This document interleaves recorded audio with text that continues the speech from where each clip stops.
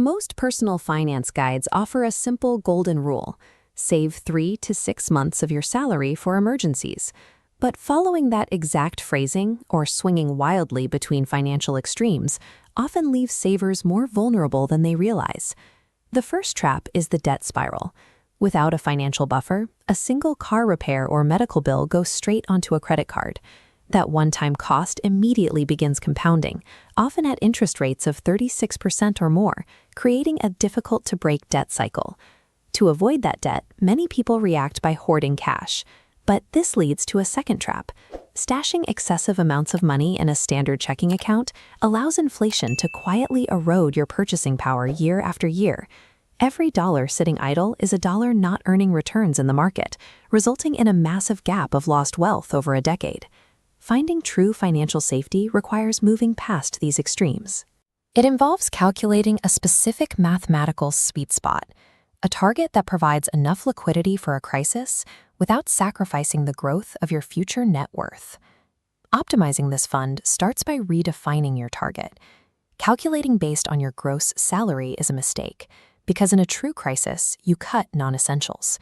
If you slice away dining out, subscriptions, and entertainment, you're left with the core block, your essential expenses for housing, utilities, groceries, and insurance. Once you have that monthly survival number, multiply it based on your income stability. A stable, dual-income household can usually cap their fund at a 6-month stack of those essentials. However, if you are a freelancer or the sole earner for your family, expanding that buffer to 12 months accounts for the higher risk of a prolonged income gap. Building this full 6 to 12-month wall of cash while carrying high-interest credit card debt is a common mathematical error. A savings account earning 2% cannot offset the wealth being drained by a 36% interest rate. To stop the bleeding, follow a 3-step sequence. First, save a 1-month starter fund to handle minor hiccups without new debt. Second, pause the savings and redirect all extra cash toward eliminating high-interest credit cards. Third, with the debt cleared, finish building your full emergency reserve. This sequence targets the most expensive threat first. By clearing high-interest debt before finalizing your long-term savings, you ensure your money isn't working against itself. Even when you hit your target, where you store the money matters. Keeping a massive reserve in a single, low-interest checking account guarantees that inflation will slowly shrink the value of your safety net. Instead, use a 3-layer storage system. Layer 1 is your instant cash, 1 month of expenses in a standard account for immediate needs. Layer 2 holds the next 2 to 3 months in a high-yield savings account or liquid mutual fund. This keeps the money accessible within a day or two while earning enough yield to help offset inflation. The remaining bulk goes into Layer 3, the fortress.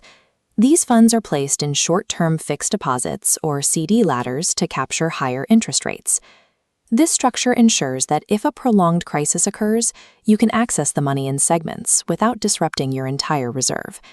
To keep these layers intact, apply the true test before any withdrawal. Only use the fund if the expense is timely and cannot be delayed, required for survival, unplanned and unpredictable, and you have exhausted all other reasonable alternatives.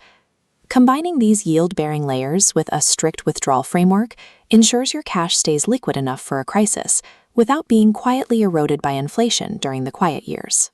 When a real crisis arrives, deploying this cash is the goal, not a failure. This system is designed to absorb the financial shock so your daily life and long-term plans remain stable. After the emergency passes, begin the rebuild protocol. Temporarily cut non-essential spending and automate a fixed monthly transfer from your paycheck back into the fund until the 3 layers are restored. You can speed this up by using the windfall strategy. Redirecting tax refunds, bonuses, or side hustle income directly into the fund can close the gap much faster than relying on your monthly budget alone. Once the sweet spot is restored, you must cap the fund. From that point on, every extra dollar should bypass your savings account and be moved into high-growth investments, your business, or long-term wealth goals. A capped emergency fund provides the floor for your entire portfolio. It offers the stability necessary to stay invested in volatile markets and take the calculated risks required to grow your net worth over the long term.